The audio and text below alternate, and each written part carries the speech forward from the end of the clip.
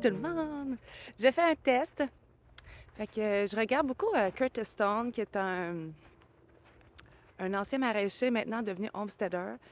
Puis, trois quarts de ses vidéos maintenant, il prend le temps de discuter. Puis, au lieu de s'asseoir devant son écran avec son micro, ben, il prend le temps, il prend sa marche sur sa terre, puis il transmet le message qu'il veut transmettre. Fait que je me suis dit, je vais sortir mon trépied, mon téléphone, puis je vais m'essayer. Là, j'ai pas de micro adapté pour mon téléphone, ça fonctionne pas. Donc, j'espère que le son va être bon. C'est un test. Puis si jamais vous aimez ça, gênez-vous pas. Écrivez-le moi, puis j'en ferai plus souvent parce que je prends ma marche à tous les jours. Puis j'ai mon téléphone assez fréquemment sur moi. Fait que pour cette première vidéo, ça va être sûrement une vidéo exclusive qui va rester uniquement sur le Patreon. Parce que sur le Patreon, ben, c'est plus intime, si on veut, là, comme c'est plus intime. Fait qu'on peut parler de plein de choses, puis c'est ça. Je trouve que c'est vraiment agréable comme formule. Les gens qui sont membres, ben, sont vraiment intéressés par le contenu. Puis ça crée une belle réciprocité, je trouve, là. On se rapproche un peu, malgré les écrans et la distance qu'il peut y avoir en vrai. Fait que pour ce premier essai, j'étais là, puis je me demandais, tu sais, de quoi je jase, puis... Bien, je pense que je vais faire plus une présentation parce qu'il y en a qui sont peut-être membres puis qui me connaissent pas depuis très longtemps. Puis, fait que puis ça va être plus agréable de le faire comme ça que dans un reel ou que dans une story Instagram. Là, des fois, c'est trop court pour essayer de bien placer la perspective de la chose, tu sais. Alors, j'ai 38 ans. Je suis sur le point d'avoir 39. Mais tout le monde dit que j'ai 40 parce que ça fait peut-être, je sais pas, ça fait peut-être 8 ans que je dis que j'ai 40. Fait que je me suis toujours dit. Puis il y a beaucoup de FAQ, puis tout ça, là, je veux pas réfléchir à peser tous mes mots. Puis il y a des anglicismes qui vont se glisser, c'est sûr. Désolée s'il y en a que ça leur place pas, mais je pense que tout le monde est habitué. Et vous allez voir mon niveau de cardio plus qu'élevé. Moi, je suis à la coche, là, le cardio dans le tapis.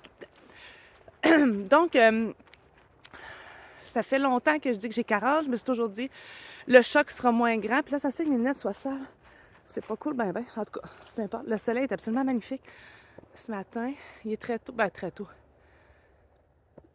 Il est 7h40, peut-être, 45. Ma plus vieille est à la maison. Elle travaille un petit peu plus tard aujourd'hui. Mes deux plus jeunes sont là. J'en ai une qui est partie pour l'école.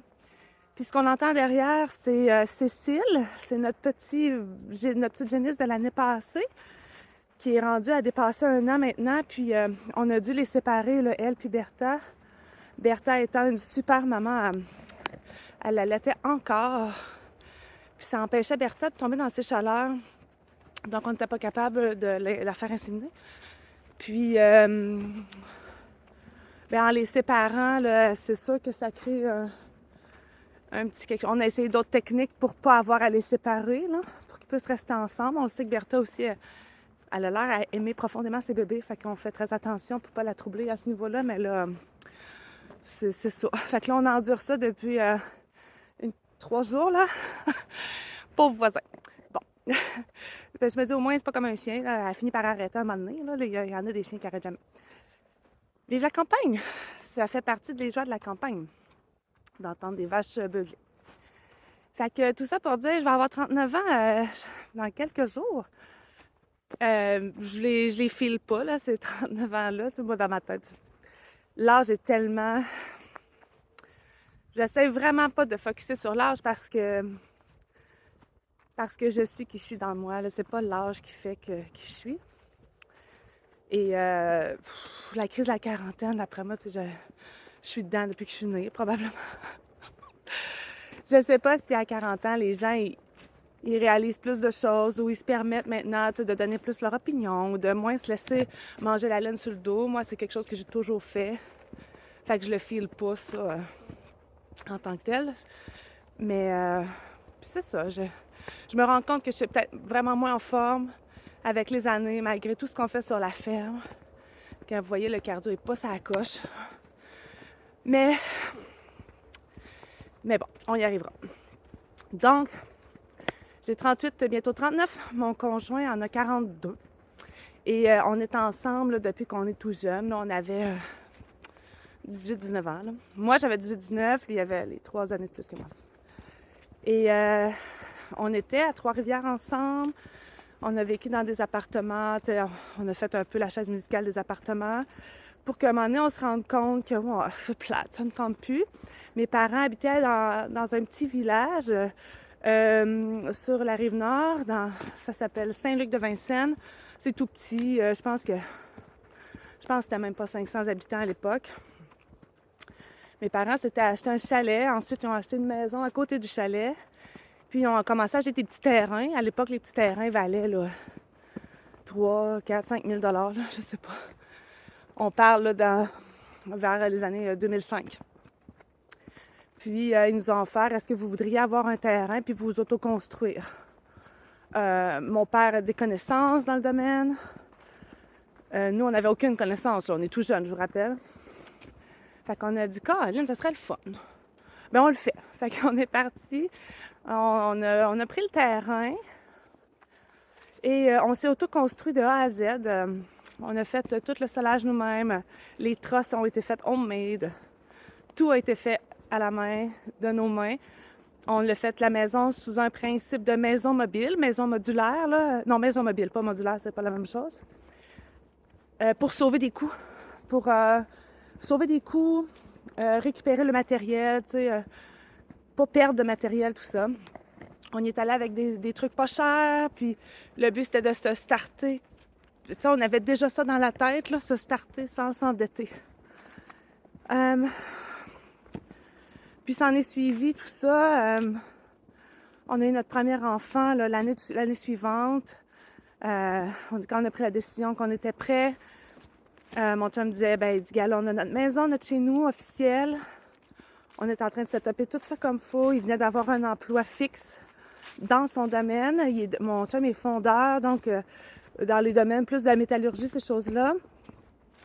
Il s'était trouvé un super bon emploi dans une shop dans le parc industriel de Bécancour. Donc, avantages sociaux super avantageux. Bon horaire, bon salaire. Donc, ça nous permettait de concrétiser que si on faisait des enfants, eh bien, moi, je restais à la maison. C'était déjà clair à cette époque-là. Donc, on a eu notre première fille. J'étais relativement jeune. Je l'ai eue, je pense que j'avais 20 ans, puis j'ai eu 21 ans là, tout de suite quelques mois après. Fait que, expérience particulière. Je m'étais pas figuré la parentalité comme ça, là. Ça nous a comme...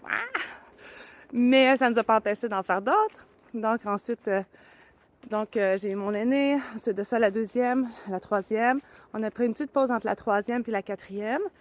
Et donc, ça nous fait 4 belles jeunes dames qui sont toutes âgées là, entre 17 ans et 9 ans. Et là-bas, c'était un beau petit terrain. C'était comme plus ou moins, là, c'était plus ou moins 2 acres, là, mais tout en forêt. Donc, on avait dû déboiser pour pouvoir s'autoconstruire. Puis on avait déboisé au minimum, on voulait garder beaucoup de forêt. Puis à l'époque, on n'avait aucune idée qu'on ferait pousser notre bouffe, qu'on élèverait des animaux, puis aucune idée, là. Il n'y avait rien de planifié. C'est ça l'affaire qui est touchée dans cette histoire-là. C'est qu'il n'y avait rien de planifié, pantoute. Tout est comme le résultat de plein de petites décisions. Et je pense que quand on est capable d'écouter justement notre instinct puis notre fameuse petite voix, il y en a qui peuvent dire c'est Dieu, peu importe, là. Quand on se permet de l'écouter, ben, je pense que ça nous amène toujours là où ça doit nous amener. Puis peu importe que ce soit facile ou difficile, des fois on grandit là-dedans, puis c'est juste plus intéressant. Ben, pas plus intéressant, mais c'est challengeant. Parce que ça a été difficile, là. Il n'y a pas rien de tout ce que je vous raconte qui a été ultra facile, là. Mais on suivait la route. Puis quand j'ai eu ma première fille, j'étais dans le domaine de la restauration. J'étais gérante dans des cuisines d'un restaurant de fine pizza italienne, puis tout ça. Puis j'ai été en congé tout de suite, très rapidement dans le début de la grossesse, en retrait préventif. Il y avait comme trop de danger au niveau glisser, me blesser, lever des charges lourdes, etc. Et je suis devenue une homemaker instantanément. J'ai un background de homemaker. Ma mère est une maman à la maison, préalablement même une femme au foyer à l'époque. J'ai toujours vu une maison ordonnée, avec une petite bougie, prendre le temps de mettre une belle nappe, avoir un kit de vaisselle pour des occasions spéciales, que les lits soient faits, que ça sente bon, du lavage fait. Le homemaking, moi j'ai baigné dedans, j'ai réalisé ça. J'ai réalisé ça il y a pas longtemps. Mes parents ont goûté beaucoup à l'autosuffisance aussi dans le passé. Ils ont eu un petit homestead avec la vache, puis élever des cochons, du bœuf, du veau, du poulet, avoir des poules. J'ai baigné là-dedans quand j'étais petite. Très peu de souvenirs par contre. On a eu aussi une grosse ferme quand j'étais de l'âge du primaire, où est-ce qu'on avait toutes les génisses qui étaient à la ferme. Puis ensuite de ça, le propriétaire, quand elle était prête à être inséminée, si je ne me trompe pas, il venait les chercher puis il les ramenait à sa ferme à lui. Fait qu'on avait comme une ferme en location. Puis on avait le service pour les champs puis tout ça. Je vais passer par ici. Là, la raid que je suis en train de faire en vous jasant, ça va peut-être faire un petit 2 km et quelques, peut-être 3. Faudrait que je calcule, donc, j'ai baigné là-dedans. Ma mère avait tout le temps des grands jardins, mais je n'étais jamais impliquée. Là. Puis je faisais pas l'école à la maison, j'allais à l'école. Fait que, tu sais, le plus grand de mes journées, je le passais ailleurs que chez nous. Étant à la campagne, par contre, le soir, fin de semaine, c'était à la maison. On jouait dans le foin, puis moi, ma soeur, dans les champs, dans la forêt, etc. Fait que j'ai grandi vraiment là-dedans. Puis à l'adolescence, on est allé vivre en sorte de banlieue à Nicolette. Et ça a été une petite vie un petit peu plus urbaine. Puis ensuite, j'ai eu le goût d'un peu plus grand, puis je suis allée à Trois-Rivières. Puis un jour, c'est ça, à Trois-Rivières, j'ai réalisé que j'étais mieux en campagne, peut-être. Et quand j'ai eu ma première fille, là, je m'excuse, j'espère que ça a du sens, en tout cas. Quand j'ai eu ma première fille, j'ai réalisé à quel point j'ai commencé à me poser vraiment plus de questions. Je me souviens que j'avais un Airwick, que c'était branché dans le mur, puis ça diffusait du parfum. Ma mère avait ça, fait que là, moi, j'avais ça. Puis moi, je me suis basée beaucoup sur le modèle que j'ai vu aussi, tu sais. Puis j'avais un Swiffer aussi, un balai Swiffer qu'on fait push-push. Puis tu mets le produit de Swiffer dedans, puis ça sent bon, là. Puis là, je me disais, mon bébé va marcher, elle va mettre ses mains là-dessus. Ça doit pas être très bon. Ça doit pas être très bon, là. Et après ça, je pense que j'avais vu un genre de reportage là-dessus qui, en effet, c'était pas super bon. Et j'ai commencé à étudier un petit peu ça tranquillement, pas vite. L'Internet n'était pas ce qu'il est aujourd'hui, là. C'était pas un réflexe de dire je vais aller voir sur Internet. Anyway, on avait une connexion sur la ligne téléphonique. On n'était pas capable de rien télécharger. C'était quelque chose.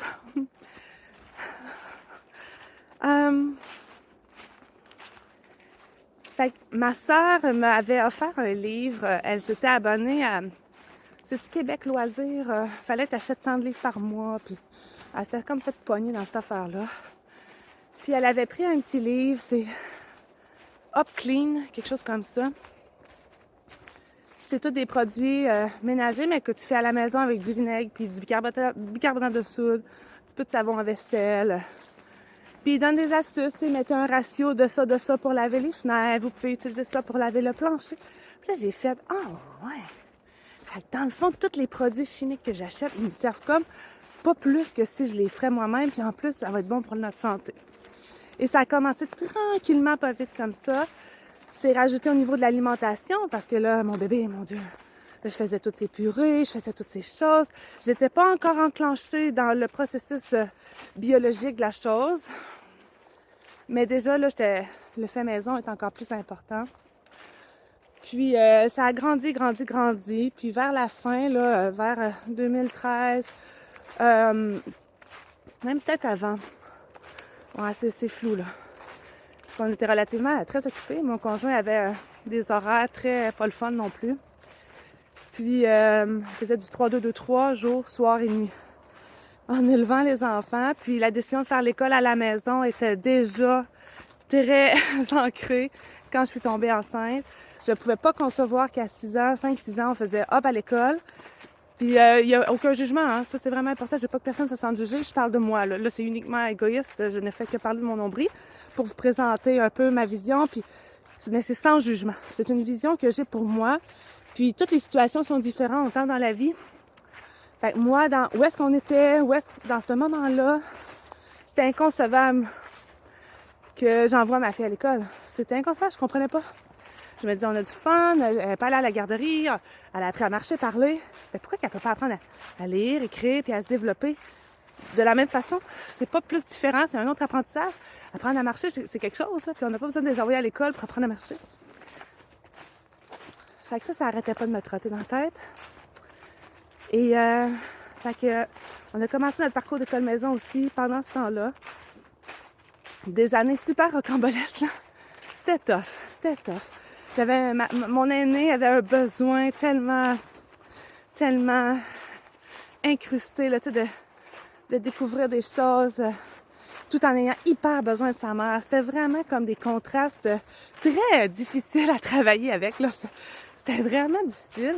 Se sont ajoutées des sœurs. Ça aussi, ça a été difficile pour elle. Je m'en souviens bien gros.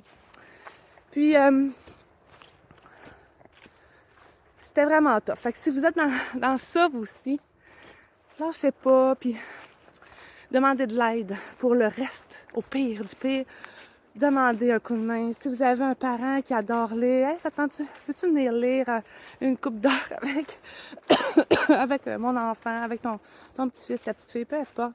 Trouvez des gens, puis s'il n'y en a pas, ben, je vous invite à diminuer vos attentes le plus possible.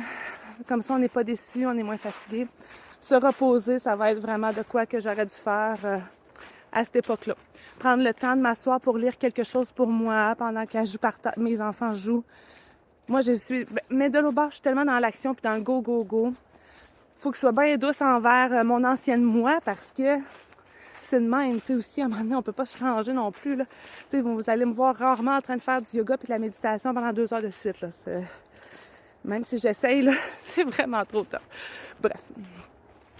Mais, fait que l'école maison s'est ajoutée dans cette histoire-là. Puis, à un moment donné aussi, l'envie de faire les choses par nous-mêmes. On vient de bâtir un super beau chez nous. On a fait des agrandissements, aménagé un beau terrain. Ensuite de ça, on a commencé à faire des petits bâtiments pour des petits animaux parce que sur plus ou moins 2 heures, là, on est capable d'avoir des animaux. Bûcher la forêt, mon chum a commencé à vraiment triper sur les essences de bois, ce qu'on peut faire avec le bois et tout ça. Puis on a commencé, puis on a fait de l'élevage de tout là-bas. Puis dans mes idées de grandeur, à un moment donné, j'ai dit, je pense que ça sera pas suffisant. On avait 2 tout petits jardins, puis je m'intéressais même pas au jardin dans ce temps-là. Moi, je cuisinais, puis je m'occupais des bébés. Mon chum faisait le reste parce que j'y arrivais pas, là, tu sais. J'y arrivais juste pas. Puis je faisais tellement de planification d'école, d'activités de projet, le soir avec ma lamineuse, puis mes velcro, puis les cartouches d'encre à pelleter. Puis faire à manger. Faire du pain avec la machine à pain. Ça aussi, c'est en affaire. On n'est pas obligé de tout faire à l'ancienne, au levain, puis tout ça. On peut commencer avec une levure, une machine à pain. C'est comme ça que ça a commencé. La yaourtière. Je vais m'asseoir 2 secondes. On avait... Oh non, je ne sais pas. La machine, c'est ça. À yogourt, on achetait du lait à l'épicerie, puis je faisais du yogourt. Ben, c'est toutes des choses, puis là, on se rend compte, c'est bien meilleur. C'est le fun, c'est gratifiant. Puis ça se nourrit, tu sais, ça se nourrit en dedans de nous. Puis ça grandit, puis ça nous donne le goût de réaliser encore plus de choses. Fait que c'est ce que j'ai fait.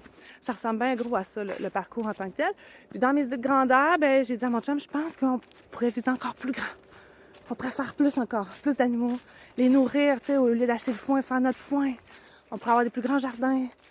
Et on s'est mis à regarder de plus en plus les fermes. On avait beaucoup de critères qu'on a dû diminuer parce qu'on s'est rendu compte que c'était peut-être un peu difficile. Pas un peu difficile, non, on savait exactement ce qu'on voulait. On savait surtout ce qu'on voulait pas. Et notre choix s'est arrêté ici.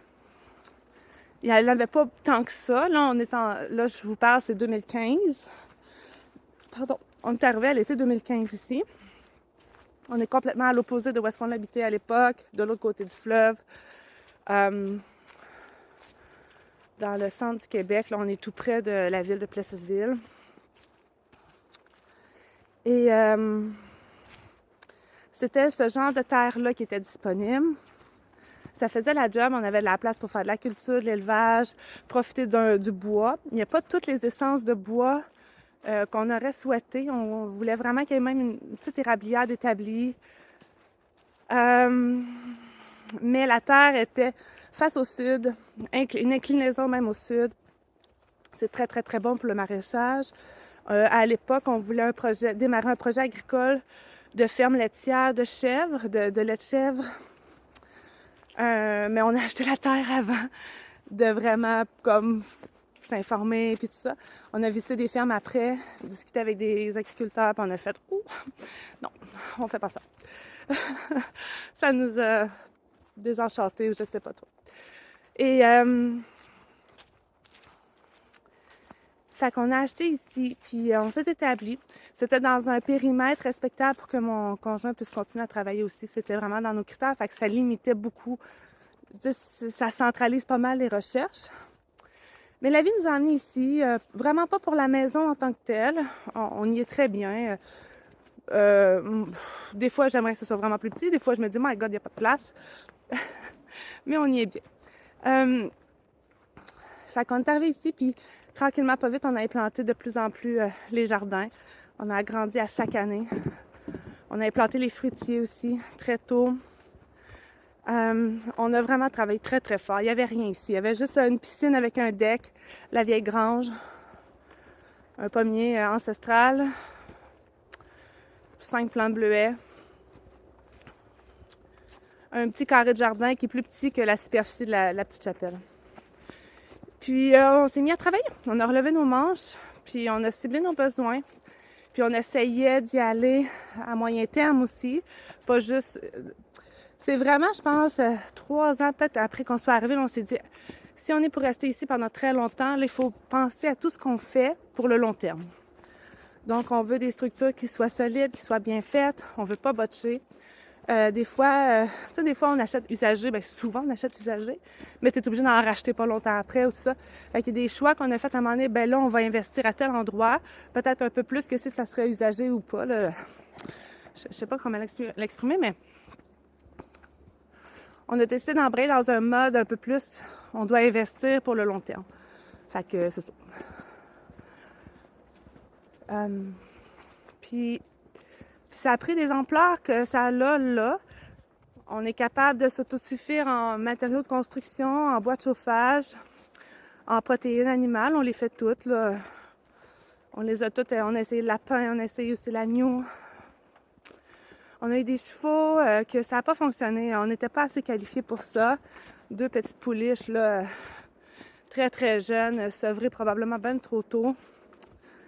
Puis ça n'a pas fonctionné. On les a revendus. C'est un projet qu'on va par contre refaire assurément. On aimerait beaucoup faire de l'attraction animale, beaucoup en forêt pour sortir le bois puis tout ça.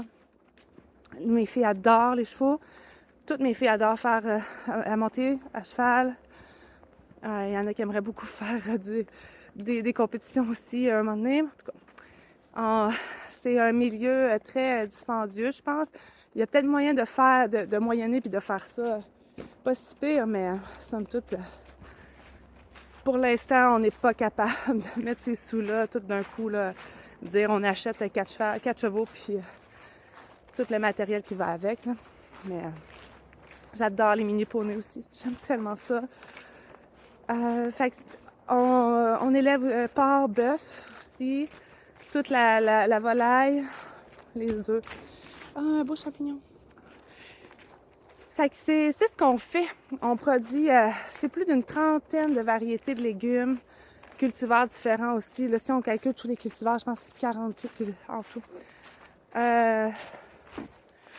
On peut facilement se passer de l'épicerie, sauf pour les produits laitiers. Parce que je ne tire pas encore les vaches ici. C'est pas des vaches laitières. J'en ai une qui est Angus croisée suisse brune, qui je vais peut-être essayer. Là, j'ai commencé à lui mettre le licou, elle se laisse approcher facilement, plus facilement. Ça va être à suivre. Là, elle est enceinte, elle est supposée être gestante. Elle a été inséminée, puis elle est posée. Elle a été inséminée la semaine passée. Donc, on ose croire que ça a fonctionné du premier coup. Des fois, ça ne colle pas, puis on est obligé de le refaire. Si on voit qu'elle a des chaleurs ensuite, ben là... Puis, ça, il faut être très présent. Oh! La perdrix! Il y a la perdrix qui vient de lever. Là, j'ai vérifié avant de m'en venir marcher parce que je pense que la chasse à l'arbalète est commencée. Puis quand la chasse commence, on vient plus en forêt. Parce qu'on a de la chasse, des chasseurs des deux côtés. Puis chez nous aussi, on en a des chasseurs qui viennent chez nous. Ça, c'est sûr, quand ils sont dans la forêt, on y va pas, là, mais sur les côtés, il peut y avoir un danger. Moi, je pense qu'il peut y avoir un danger, fait qu'on vient pas pendant cette période-là. Donc, on est autosuffisant dans beaucoup de choses. On va quand même à l'épicerie. On aime avoir certains produits sous la main. Mais si on serait forcé à ne pas y aller, on n'aurait comme pas de problème, là. C'est ce que je veux dire. On a gardé le plaisir de s'acheter des petites choses plus spéciales ou peu importe. On a appris à compenser aussi. Quelqu'un qui m'écrivait il n'y a pas longtemps, dire si tu peux faire des articles sur des choses que vous faites qui remplacent les choses achetées à l'épicerie. C'est super intéressant, là. J'ai essayé de le faire, ne serait-ce que faire sa propre mayonnaise, là, ça vaut la peine en tabarouette, là. C'est incroyable.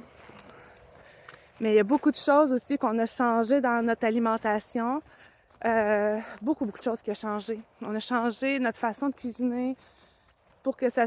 Tu sais, pour dire, au lieu d'aller à... comment je pourrais dire ça? Tu sais, quand il n'y a plus de poitrine de poulet, là, ici, chez nous, de toute faite, là, mais je vais pas en acheter à l'épicerie, tu sais. On mange juste plus ces recettes-là, on mange d'autres choses. Toute la protéine est ici, on n'a pas à l'acheter, là. On va acheter des poissons de temps en temps, là. Puis, dans le best du best, ben, on adore aller faire un tour à Matane puis ramener des glacières de crevettes, là. Ça, on adore ça. On aime beaucoup stocker les choses pour pas avoir à sortir la ferme trop souvent pour rien aussi. Fait que c'est souvent des bonnes quantités de sous qui sont investis d'un coup sec, là. Mais c'est ça, c'est comme ça qu'on fonctionne. On achète beaucoup en vrac, en grosse quantité. Puis on va, je vais pas au Costco physiquement, mais j'ai des gens qui y vont pour moi. Donc il y a des trucs qu'on achète là aussi. Puis, fait que c'est ça. Fait que des fois les gens me demandent, tu sais, comment on fait pour tout faire. Bien, on fait pas tout non plus. Il y a plein de choses qu'on fait pas. On fait pas nos foins, on les a fait une fois. On fait pas nos foins parce que les champs sont pas top. On manquerait, étant donné que ça avait tout repoussé en friche quand on a acheté, il n'y avait pas de champ. Il a fallu tout faire, tranquillement, pas vite. Puis là, on est en train là, de cleaner tout ça, d'agrandir la surface de pâturage, puis la surface pour cultiver le foin aussi, pour faire les foins. Fait que, en ce moment, c'est trop serré. Si on a toujours entre 3 et 5 bœufs, c'est trop juste. Pour et les nourrir au pâturage et faire les foins pour en avoir pour toute l'année, c'est trop juste. Fait que c'est un projet tranquillement pas vite. Donc non, on fait pas tout non plus. On a appris vraiment à baisser nos attentes aussi. Là, à un moment donné, je sais pas si c'est la sagesse de l'âge. Là. On s'écoute un peu plus. On essaie de prendre des pauses.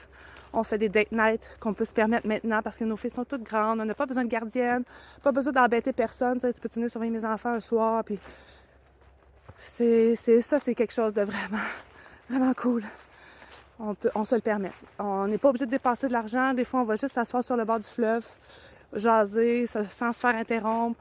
On met à jour nos discussions qu'on n'a pas eu le temps de finir dans la semaine.